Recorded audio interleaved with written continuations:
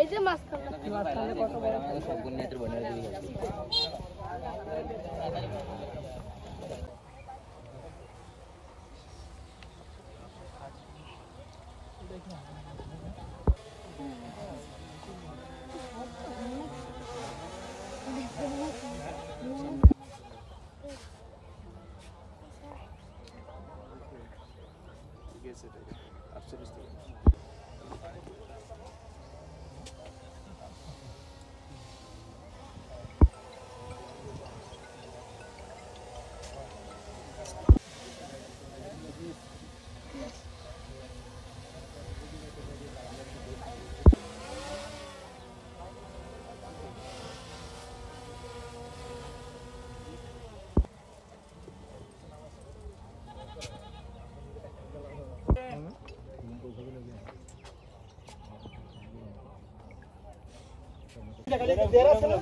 বেলাড়ি আছে না বেলাড়ি করে আমার ভরভর একটা করে বসি গাল দিব সুতি নেন সুতি আছে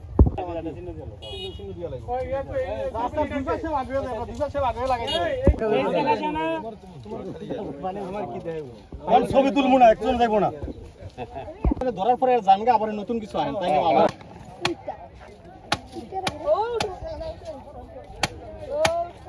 একটু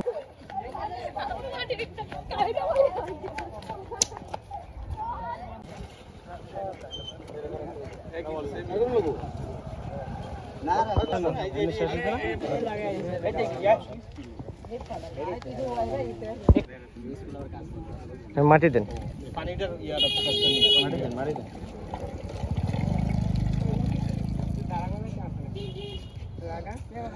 গাছ আমাদের বন্ধু। আমরা গাছ লাগাই অক্সিজেনের জন্য। গাছ প্রকৃতির জন্য অনেক উপকারী। গাছ আমাদের ফল দেয়, গাছ আমাদের অক্সিজেন দেয়। আগামীতে কাছিকাটা প্রত্যেকটি এলাকায় প্রত্যেকটি রাস্তায় সবুজ সমারোহে গড়ে উঠুক। এর পাশাপাশি আমি সরকারি যারা ঊর্ধ্বতন কর্মকর্তা আছেন, জেলা প্রশাসক মহোদয় এবং ইউনূস সাহেবকে অনুরোধ করব যেন সরকারি উদ্যোগে ওদের পাশে এসে দাঁড়ায়। আমি সভাপতি শরীয়তপুর ইসলামী যুব সোসাইটি। তো আমাদের যে শরীয়তপুর ইসলামী যুব সোসাইটি সংগঠনটি আমরা এটা 2020 সালের 4 ফেব্রুয়ারি প্রতিষ্ঠা করি। প্রায় 5 বছর হয় আমাদের কার্যক্রম চলতেছে।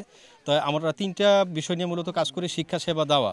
তো এখানে আমাদের সেবা প্রকল্পের মধ্যেই হলো বৃক্ষরোপণ কর্মসূচি, যেটা বিগত সময়ে আমরা বিভিন্ন মসজিদ, মাদ্রাসা এবং স্কুল মাঠে করে আসছি। তো এই বছরই সর্বপ্রথম আমরা সরকারি রাস্তার দুপাশে প্রায় 1.5 কিলোমিটার রাস্তা, এটা শরীয়তপুর জেলার একেবারে উত্তর দিকে, যেটা ভেদরগঞ্জ উপজেলার কাছিকাটে ইউনিয়নে একেবারে খলিফাঘাট থেকে শুরু করে একটা গ্রামের পিছ পর্যন্ত 1.5 কিলোমিটার রাস্তা বিস্তৃত। এই দুই পাশে প্রায় আমরা 1000 গাছ এখানে আজকে লাগাচ্ছি। তো আমাদের এটা উদ্দেশ্য হলো এই গাছ লাগানোর মাধ্যমে এখানে অক্সিজেনের সরবরাহ বৃদ্ধি করা। আর আমরা জানি যে গাছ কম থাকলে অক্সিজেনের ঘাটতি হলে সেখানে বিভিন্ন ধরনের প্রাকৃতিক দুর্যোগ, যেমন বন্যা, সুনামি, ঘূর্ণিঝড়, এরকম খরা, বিভিন্ন ধরনের প্রাকৃতিক দুর্যোগ দেখা দেয়। তো এই প্রাকৃতিক দুর্যোগগুলি দূর করা এবং পথিক যদি এখানে হেঁটে যায় তারা যেন প্রশান্তি অনুভব করতে পারে এবং এটা যেন সবুজের সমারোহে সুন্দর একটি কাছিকাটার রূপান্তরিত হয়।